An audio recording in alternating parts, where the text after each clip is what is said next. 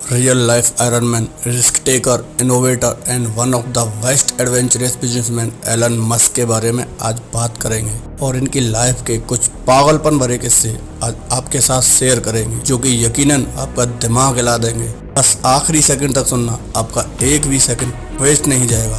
तो let's start the video. दोस्तों, किसी भी नॉर्मल इंसान को कंप्यूटर प्रोग्रामिंग सीखने में 6 महीने लगते हैं, पर इस बंदे में बचपन से ही कुछ खास बात थी। 9 साल की उम्र में जब एलन मस्क को अपना पहला कंप्यूटर मिला था, उस वक्त कंप्यूटर के साथ प्रोग्रामिंग की एक बुक भी साथ में मिली थी और इस 9 साल के बच्चे ने बिना सोए 3 दिन में ही उस बुक को ख़त्म कर दिया था और उस प्रोग्रामिंग नॉलेज को यूज करके 12 साल की उम्र में एक वीडियो गेम डिज़ाइन करके वीडियो गेम कंपनी को बेच भी दिया। ऐसे ही कुछ अजीबोगरीब किस्सों से भरा है एलन मस्क का बचपन।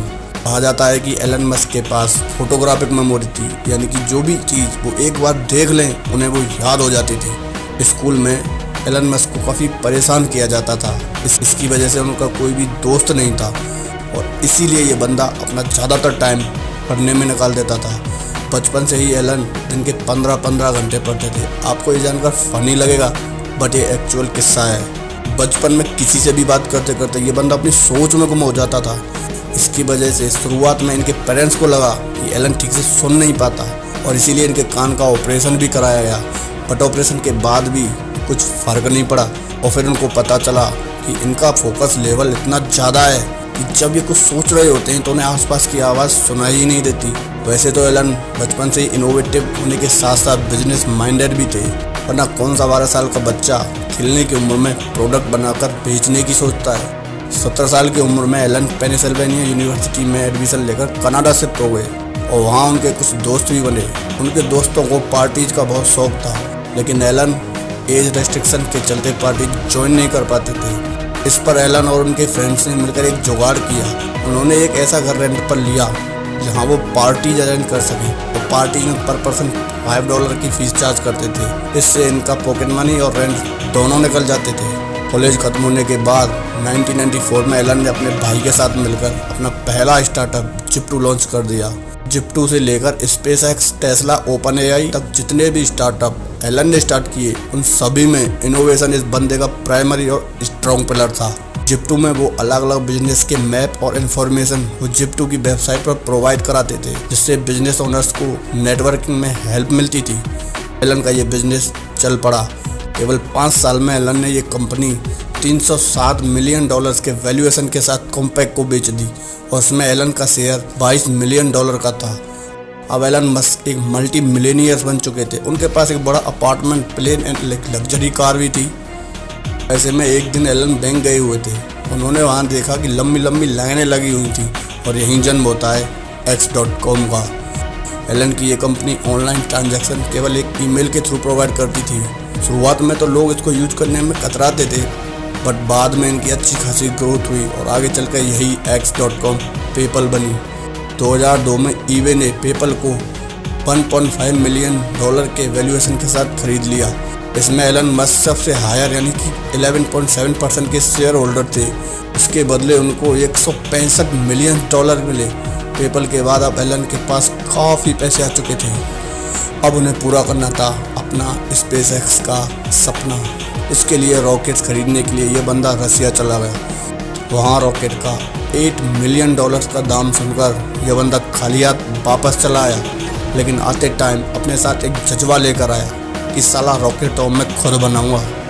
किसी भी चीज़ को जीरो से शुरू करना इतना आसान नहीं होता दोस्तों, कई बार हर का सामना भी करना पड़ता है। पर इस बंदे की डिक्शनरी में इम्पॉसिबल नाम का शब्द है ही नहीं। इस बंदे ने किताबें पढ़कर एक्सपेरिमेंट करके रॉकेट बनाने का काम शुरू किया। साथ ही इलेक्ट्रिक कार बनाने वाली कंपनी टेस्ला में भी इन्वेस्ट किया।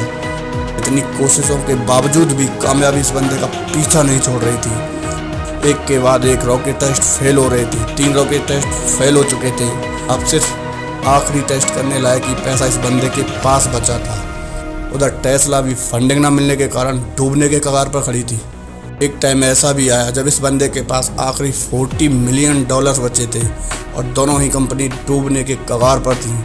इस बंदे के पास 2 ऑप्शन थे, स्पेसएक्स में पूरा पैसा लगाकर टेस्ला को डूबने दो या फिर दोनों में आधा आधा पैसा लगाकर दोनों को डूबने दो। और इस सिचुएशन में इस बंदे ने दूसरा ऑप्शन चुना और फॉर्चुनेटली इस बंदे का चौथा रॉकेट चल पड़ा और इसके साथ ही इस बंदे की किस्मत भी।